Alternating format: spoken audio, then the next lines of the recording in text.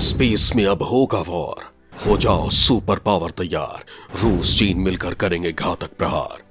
क्या चंद्रमा पर होगा ऐलान जंग? क्या अंतरिक्ष में भी मचेगी तबाही? क्या स्पेस में लिखा जाएगा विनाश का इतिहास? जी हाँ दोस्तों, आज मैं आपको कुछ ऐसा ही बताने जा रहा हूँ जिसे सुनकर आप हैरान हो जाएंगे। आपको यकीन नहीं होगा कि चीन और रूस कुछ ऐसा कर सकते हैं जिसकी कभी सुपर पावर ने कल्पना भी नहीं की होगी। क्या है चीन और रूस की ये सारी रणनीति? क्या भारत भी इस रणनीति का हिस्सा होगा? मैं बताऊंगा आपको, लेकिन उससे पहले आपको बता दूं कि अंतरिक्ष में भारत एक बार फिर छलांग लगाने वाला है। भारत की इस तैयारी में मियां इमरान और चाचा जिनपिंग सख्ते में आ गए हैं। दोनों की नींद उड़ गई है। जी हाँ दोस्तों, सही सुना आपने। भारत के इस कदम से जहां दुनिया हैरान है, चीन और पाकिस्तान की बैंड बजी पड़ी है। दोनों देशों को समझ में नहीं आ रहा कि वह भारत के इस कदम का जवाब कैसे दें। अरे चाचा और उनके तथाकथित बेटे जान, तुम शायद ही भूल गए कि ये भारत है जिसने अच्छे अच्छों को पानी पिला दिया है। फिर तुम दोनों के बिसात ही क्या है? दोस्तों, भारत ऐसा क्या करने वाला है अंतरिक्ष में, आपको बताता हूं। इसरो 3 महीने में 5 सैटेलाइट लॉन्च करने की तैयारी कर रहा है। इसके साथ ही गगनयान मिशन का सपना भी साकार होने जा रहा है, जिसके जरिए लोग अंतरिक्ष की सैर का सपना पूरा कर सकेंगे। इसका पहला टेस्ट इसी साल होना है। कोरोना संक्रमण के कारण इस अभियान में थोड़ी देरी हो गई थी, लेकिन एक बार फिर ये पटरी पर आ गया है। इसके तहत 2022 के अंत में व्योम मित्र नाम को रोबोट भेजा जाएगा। इस रोबोट को इसरो ने डेवलप किया है। वहीं चालक दल के साथ पहली बार गगनयान मिशन 2023 में लॉन्च होगा। दोस्तों, अब बात इसरो के नए ऐलान की। आपको यह जानकर खुशी होगी कि इसरो की अंतरिक्ष इकाइयां 5 प्रमुख सैटेलाइट को आने वाले 3 महीनों में लॉन्च करेंगी। डॉक्टर सोमनाथ के नया प्रमुख बनने के बाद अंतरिक्ष अनुसंधान संस्थान इस क्षेत्र में कुछ कदम उठाने जा रहा है। वरिष्ठ वैज्ञानिक ने कहा कि अंतरिक्ष एजेंसी 5 प्रमुख सैटेलाइट आने वाले 3 महीनों में लॉन्च करेगी। लॉन्च होने वाली सैटेलाइटों के नाम है GSAT-21, RICAT-1A, PSLV C52, OceanSat 3, INS-2B, आनंद PSLV C53 और SSLV D1 माइक्रोसैट है। GSAT-21 इसरो की वाणिज्यिक शाखा new space India limited NSIL का भारत का पहला पूर्ण वित्त पोषित उपग्रह है। संचार सैटेलाइट का स्वामित्व और संचालन NSIL द्वारा किया जाएगा, जो लोगों की डायरेक्ट टू होम एप्लीकेशन आवश्यकताओं को पूरा करेगा। दोस्तों, भारत की उपलब्धि का यह सफर काफी लंबा रहा है। भारत कैसे आज इस मुकाम तक पहुंच गया है और उसके अंतरिक्ष मिशन की शुरुआत कैसे हुई, चलिए आपको ये भी बता देते हैं। भारत का अंतरिक्ष सफर। अंतरिक्ष में पहली उड़ान कब? दोस्तों, 22 अक्टूबर 2008 को देश का पहला चंद्र मिशन चंद्रयान-1 सफलतापूर्वक लॉन्च किया था। इसके बाद 25 सितंबर 2014 को भारत ने मंगल ग्रह की कक्षा में सफलतापूर्वक मंगलयान स्थापित किया। मंगल ग्रह की सफलता के बाद 5 जून 2017 को इसरो ने देश का सबसे भारी रॉकेट GSLV Mk3 लॉन्च किया।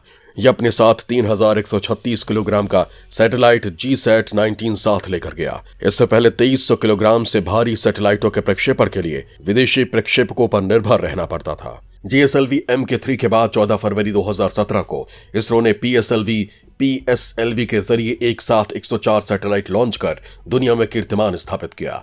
इससे पहले इसरो ने वर्ष 2016 में एक साथ 20 सैटेलाइट प्रक्षेपित किया था, जबकि विश्व में सबसे अधिक रूस ने वर्ष 2014 में 37 सैटेलाइट लॉन्च कर रिकॉर्ड बनाया।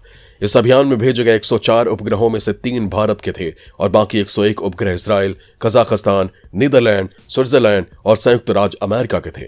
11 अप्रैल 2018 को इसरो ने नेविगेशन सैटेलाइट IRNSS लॉन्च किया। यह स्वदेशी तकनीक से निर्मित नेविगेशन सैटेलाइट है।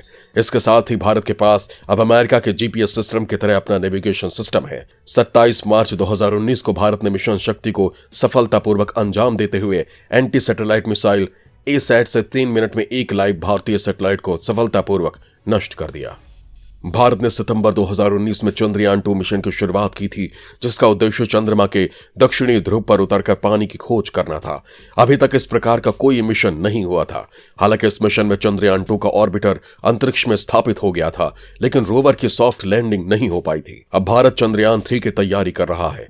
इसरो ने मिशन चंद्रयान-3 की लागत 250 करोड़ रुपए बताई है। इसरो ने बताया है कि चंद्रयान-2 की तरह चंद्रयान-3 में लैंडर और रोवर भी होगा।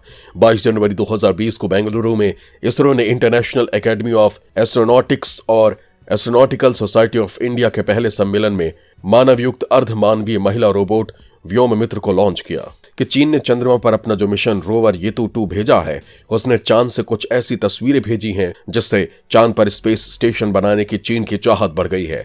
मैं आपको चीन के इस मिशन की पूरी जानकारी दूंगा, लेकिन इसके लिए आपको मेरे साथ बने रहना होगा और वीडियो को आखिर तक देखना होगा। चंद्रमा पर पानी के निशान, मिट्टी में नमी के क्या है संकेत? दोस्तों, दरअसल येतु-2 को चांद पर अधिक चिपचिपी मिट्टी और ज्यादा छोटी चट्टानें और क्रेटर मिले हैं।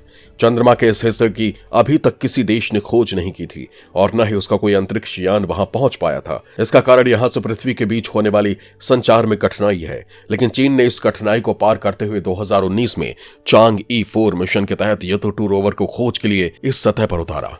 हार्बिन इंस्टीट्यूट ऑफ टेक्नोलॉजी के लियांग डिंग और उनके सहयोगियों ने येतु-2 के चारों ओर घूमने की तकनीक, रडार और स्पेक्ट्रोमेट्री का इस्तेमाल करके जांच के आधार पर दूर के क्षेत्र के मिट्टी की विशेषता और प्रकृति का अनुमान लगाया है।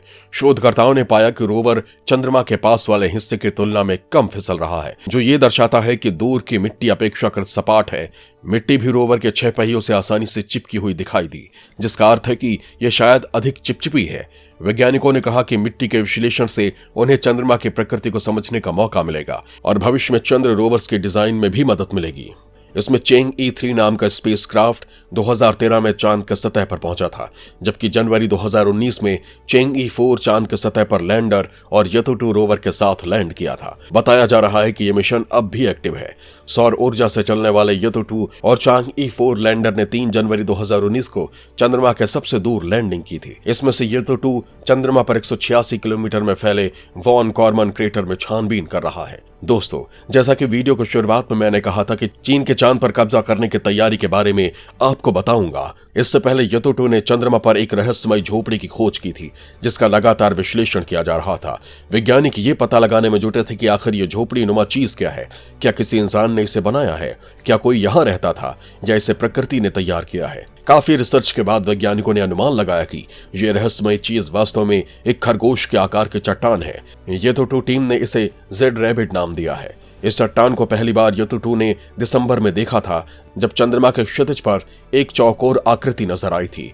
कई विशेषज्ञों ने दावा किया था कि यह रहस्यमयी आकृति पत्थर का एक विशाल टुकड़ा हो सकता है। चंद्रमा पर चीन के येतु-2 रोवर ने एक सुदूर इलाके में रहस्यमय वस्तु देखी है। चंद्रमा के सबसे दूर दराज इलाके वॉन कॉर्मन क्रेटर के नजदीक नजर आई है। ये रहस्यमयी आकृति रोवर के काफी दूर नजर आ रही है और इसका आकार चौकोर है। चीन के वैज्ञानिक इस रहस्यमयी आकृति की खोजबीन में जुट गए हैं। चीन के अंतरिक्ष एजेंसी राष्ट्रीय अंतरिक्ष प्रशासन के साथ काम करने वाले चाइनीज विज्ञान चैनल आवर स्पेस पर पब्लिश येतु-2 डायरी में इस घटना के बारे में बताया गया है। ये वस्तु नवंबर में मिशन के 36वें चंद्र दिवस के दौरान लगभग 260 फीट दूर थी। दोस्तों, जैसा कि मैंने आपसे कहा था कि मैं आपको चीन और रूस के चांद मिशन की पूरी जानकारी दूंगा। इस रणनीति का खुलासा करूंगा जिसके तहत दोनों देश अंतरिक्ष में सुपर पावर की बादशाहत खत्म करने की तैयारी कर रहे हैं। तो चलिए बताता हूं आपको। अब चांद पर कब्जे की तैयारी, खत्म होगी अमेरिका की बादशाहत, खत्म होगी अमेरिका की बादशाहत। दोस्तों, धरती पर ही नहीं स्पेस में भी अमेरिका को घेरने की पूरी तैयारी हो गई है और ये तैयारी कर रहे हैं रूस और चीन। दोनों देश मिलकर 2035 तक चंद्रमा पर रिसर्च सेंटर बनाने की तैयारी कर रहे हैं। चीन ने पुष्टि की है कि वो रूस के साथ मिलकर 2035 तक चंद्रमा पर एक रिसर्च सेंटर का निर्माण करेगा, जो अमेरिकी स्पेस एजेंसी नासा के लूनर गेटवे को टक्कर देगा। जैसे ही ये स्टेशन बनकर तैयार होगा, उसके बाद से चीन रूस के अंतरिक्ष यात्री लंबे समय तक वहां रहने लगेंगे। दरअसल चांद पर चीन कई तरह के वैज्ञानिक प्रयोग करना चाहता है, जिससे वह अमेरिकी अंतरिक्ष एजेंसी नासा से आगे रह सके। अभी तक नासा की मदद से चांद पर जाने वाले अमेरिकी अंतरिक्ष यात्री केवल 10 घंटे तक उसकी सतह पर गुजार सकते हैं, जबकि चीन रूस के अंतरिक्ष यात्री वहां स्थापित बेस में लंबे समय तक रह सकेंगे। ये एक रोबोटिक बेस होगा जो एक स्थान से दूसरे स्थान तक चल भी सकता है। चीन की space agency China national space administration के अधिकारियों ने इंटरनेशनल लूनर रिसर्च स्टेशन बनाने की योजना की पुष्टि की। CNSA के उप निदेशक वू यानहुआ ने कहा कि रूस और चीन का लक्ष्य 2035 तक ILRS के लिए बुनियादी ढांचे का निर्माण पूरा करना है। मिशन में शामिल ऑर्बिटर बेस और ढेर सारे रोवर्स ILRS नासा के लूनर गेटवे को टक्कर देगा, जो अमेरिकी अंतरिक्ष एजेंसी के आगामी आर्टेमिस प्रोग्राम में महत्वपूर्ण भूमिका निभाने के लिए तैयार है। हालांकि नासा का लूनर गेटवे केवल चंद्रमा की परिक्रमा करेगा। ILRS में परिक्रमा के साथ साथ चंद्रमा की सतह पर एक बेस भी शामिल होगा। साथ ही कई खोजी रोवर्स भी इसमें हिस्सा लेंगे। एक रिपोर्ट के मुताबिक रूस और चीन का अगला लक्ष्य चंद्रमा पर बुनियादी ढांचे का निर्माण है। ILRS प्रोजेक्ट के दरवाजे अन्य देशों के लिए भी खुले हैं। वो ने कहा कि हम अंतर्राष्ट्रीय सहयोगियों की व्यापक भागीदारी का स्वागत करते हैं। ये परियोजना मार्च 2021 में एक समझौता ज्ञापन पर रूस और चीन के अधिकारियों के हस्ताक्षर के साथ शुरू हुई थी। इससे पहले रूस ने नासा के गेटवे प्रोग्राम में शामिल होने की इच्छा जाहिर की थी। 27 सितंबर 2017 को रूस की स्पेस एजेंसी रोसकोस्मोस और नासा ने एक अनौपचारिक बयान भी जारी किया था, लेकिन रूस ने जनवरी 2021 में घोषणा की थी कि वो इसका हिस्सा नहीं बनेगा। जापान और दक्षिण कोरिया ने चंद्रमा के ध्रुवों पर अंतरिक्ष यान भेजने की योजना का ऐलान किया है। इनकी कोशिश चंद्रमा के प्राकृतिक संसाधनों का इस्तेमाल करने की है। उधर यूरोपीय यूनियन चंद्रमा पर एक मून विलेज बनाना चाहती है। दोस्तों, जहां तक भारत की बात है तो उसका सपना किसी देश की बादशाहत को खत्म करना नहीं, बल्कि अंतरिक्ष के रहस्यों को जानना और प्राकृतिक संसाधनों का मानव कल्याण के लिए इस्तेमाल करना है। दोस्तों, आपको क्या लगता है, रूस और चीन अंतरिक्ष में नासा की बादशाहत खत्म कर देंगे? हमें कमेंट बॉक्स में जरूर बताएं।